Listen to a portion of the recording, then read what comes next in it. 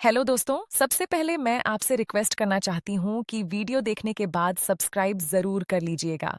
मैं इन वीडियोस को बनाने में बहुत मेहनत करती हूँ और इसी से मैं अपना खर्चा चलाती हूँ। जो भी सब्सक्राइब करेगा, मैं दुआ करती हूँ कि उसकी ज़िंदगी बहुत अच्छी, अमीर और खुशहाल हो। प्लीज़ प्लीज़ सब्सक्राइब कर लीजिएगा।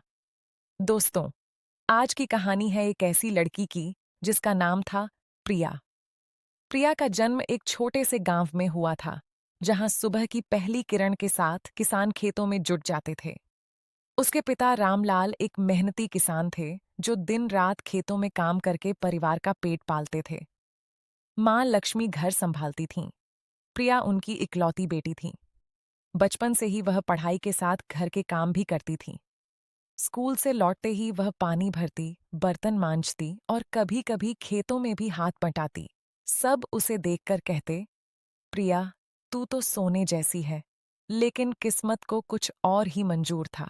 प्रिया जब 16 साल की हुई, तभी उसके पिता की अचानक तबीयत बिगड़ गई। डॉक्टर ने बताया कि दिल का दौरा पड़ा है।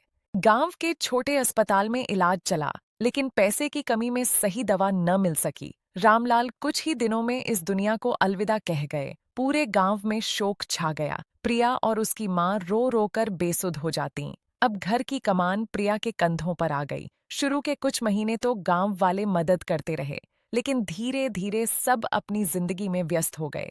प्रिया की माँ भी बीमार रहने लगीं। घर में अनाज खत्म होने लगा, कर्ज बढ़ने लगा। प्रिया ने सोचा कि अब स्कूल छोड़कर कोई काम करना पड़ेगा। गांव में एक धनी परिवार था, ठाकुर साहब का। उनकी पत्नी ने प्रिया को घरेलू काम के लिए बुलाया। प्रिया रोज सुबह 5 बजे उठकर उनके बड़े बंगले में चली जाती। झाड़ू पोछा, बर्तन, कपड़े धोना, सारा काम वह चुपचाप करती। शाम को थक कर घर लौटती और माँ को खाना बनाकर खिलाती। एक दिन ठाकुर साहब की बहू ने प्रिया पर आरोप लगाया कि उसने एक सोने की चेन गायब कर दी है।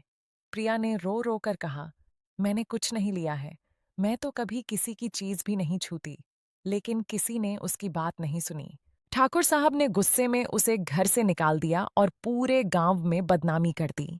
प्रिया रोती हुई घर आई। माँ ने उसे गले लगाया और बोली, बेटी, दुनिया ऐसी ही है, सच्चाई का साथ कभी मत छोड़ना।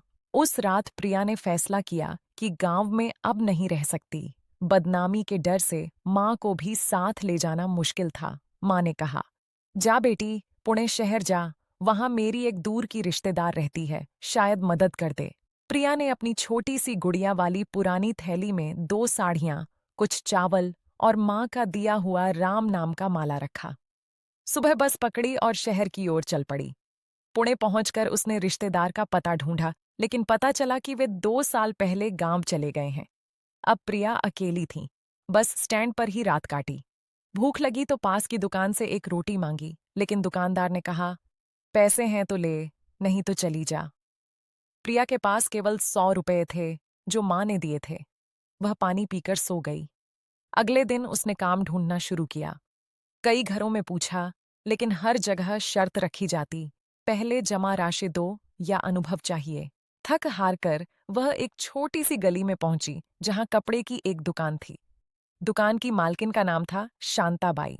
वे विधवा थीं, उम्र 60 के करीब। प्रिया ने उनसे कहा, माई, मुझे कोई भी काम दे दीजिए, मैं बहुत मेहनत करूंगी।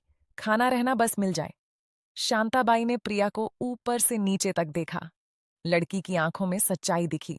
उन्होंने कहा, बेटी, मैं अकेली हूं, दुकान संभालती हूं। अगर तू सिलाई सीख ले तो मदद हो जाएगी। रहने को पीछे एक छोटा कमरा है, खाना हम साथ खाएंगे। लेकिन चोरी चकारी बर्दाश्त नहीं करूंगी। प्रिया ने उनके पैर छू लिए और बोली, माई, आपकी सेवा करूंगी। शुरू के दिन बहुत मुश्किल थे।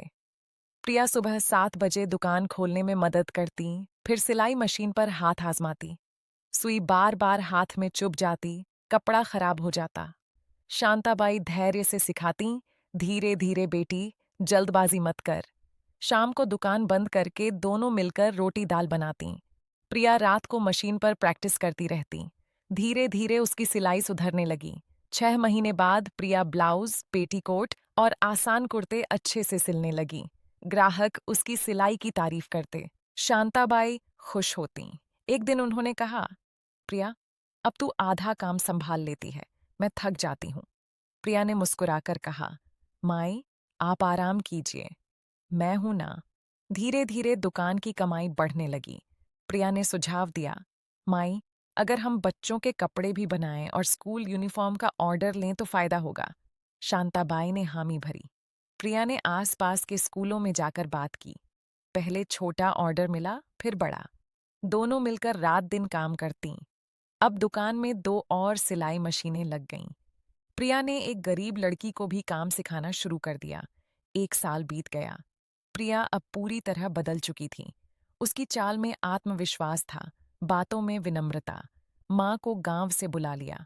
माँ देखकर रो पड़ी। बेटी, तूने तो चमत्कार कर दिया। शांताबाई ने प्रिया को अपनी बेटी मान लिया था।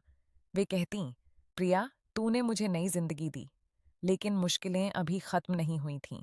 एक दिन दुकान के पास एक बड़े कपड़े के व्यापारी ने शांताबाई को धमकाया कि दुकान खाली कर दो, यहाँ मॉल बनाना है। उन्होंने पैसे का लालच दिया, लेकिन शांताबाई ने मना कर दिया। व्यापारी ने शहर के कुछ गुंडों को भेजा। वे दुकान तोड़ने आए। प्रिया ने डरते हुए भी कहा, भैया, हम गरीब हैं, हमें छोड़ दीजिए। लेकिन वे नहीं माने। प्रिया ने तुरंत पुलिस को फोन किया, फिर आस-पास के दुकानदारों को बुलाया। सब मिलकर खड़े हो गए। पुलिस आई और गुंडों को पकड़ लिया। व्यापारी पर केस हुआ। इस घटना से पूरे इलाके में प्रिया की इज्जत बढ़ गई। लोग कहने लगे, लड़की में हिम्मत है। इस घटना के बाद शांताबाई ने प्रिया को दुकान का आधा हिस्सा लिखवा दिया। प्रिया ने रोते हुए कहा, माई, यह आपका है, मैं तो बस आपकी बेटी हूं। शांताबाई बोली, बेटी, तूने मेरी जिंदगी संवारी है, अब यह तेरा भी घर है। अब प्रिया ने दुकान को और बड़ा करने का प्लान बनाया। उसने बैंक से लोन लिया और एक छोटा सा फैक्ट्री जैसा सेटअप तैयार किया। गांव की कई लड़कियों को सिलाई सिखाया। वे आकर काम करतीं और घर ले जातीं। प्रिया ने उनके लिए फ्री क्लासेस भी शुरू की। धीरे धीरे उनका छोटा सा बिजनेस प्रिया क्रिएशंस बन गया। 2 साल बाद दुकान अब बड़ा शोरूम बन चुका था। प्रिया की माँ खुशी खुशी रहती थीं। शांताबाई अब आराम से बैठकर बच्चों को कहानियां सुनातीं। एक दिन प्रिया ने शांताबाई से कहा, माई, अब हम गांव में भी एक सिलाई केंद्र खोलें, जहां गरीब लड़कियां फ्री में सीख सकें। शांताबाई ने आशीर्वाद दिया। गांव में केंद्र खुला। प्रिया खुद वहां जाती और लड़कियों को प्रेरित करती। मेहनत और ईमानदारी से कुछ भी हासिल किया जा सकता है। उसकी कहानी सुनकर कई लड़कियां प्रेरित हुईं। एक लड़की ने कहा, दीदी, आप जैसी बनना है। प्रिया मुस्कुराई और बोली, तुम सब मेरी तरह बनोगी, बस हिम्मत मत हारना। एक शाम प्रिया दुकान बंद करके घर लौट रही थी। रास्ते में एक बूढ़ी औरत बैठी रो रही थी। प्रिया ने पूछा, क्या हुआ माई? पता चला कि उनकी बेटी बीमार है और इलाज के पैसे नहीं हैं। प्रिया ने तुरंत उन्हें अस्पताल ले जाकर इलाज करवाया और खर्च भी उठाया। शांताबाई ने जब सुना तो कहा, बेटी, तूने जो पाया है उसे दूसरों को बांट रही है, यही सच्ची खुशी है। दोस्तों, प्रिया की जिंदगी अब पूरी तरह बदल चुकी थी। वह गांव की मिसाल बन गई। जहां पहले लोग उसे चोर कहते थे, आज वही लोग उसके आगे सिर झुकाते थे। उसने कभी बदला नहीं लिया, सिर्फ मेहनत और नेकी का रास्ता चुना। शांताबाई अब उसकी सच्ची मां बन चुकी थीं। दोनों साथ में बैठकर भगवान का नाम लेतीं और कहतीं, ईश्वर ने हमें एक दूसरे का सहारा दिया। प्रिया अक्सर लड़कियों से कहतीं, जिंदगी में मुश्किलें आएंगी, लेकिन हार मत मानना। किसी की मदद करो तो खुद भी मदद मिलेगी। ईमानदारी कभी नहीं छोड़ना। उसकी यह बातें सुनकर कई परिवार बदल गए। आज प्रिया का शोरूम शहर के मशहूर बाजार में है। वह अब सैकड़ों लड़कियों को रोजगार देती है। उसकी माँ और शांताबाई दोनों खुशी से रहती हैं। प्रिया कहती है, मेरी कहानी किसी फिल्म से कम नहीं, लेकिन असल हीरो मेहनत और नेकी है। तो दोस्तों, यह थी प्रिया की सच्ची लगन और इंसानियत की कहानी। हमें भी अपनी जिंदगी में कभी हिम्मत नहीं हारनी चाहिए। जो हमारे साथ बुरा करता है, उसके बदले नेकी करनी चाहिए। मदद करने वाला हाथ हमेशा ऊपर उठता है।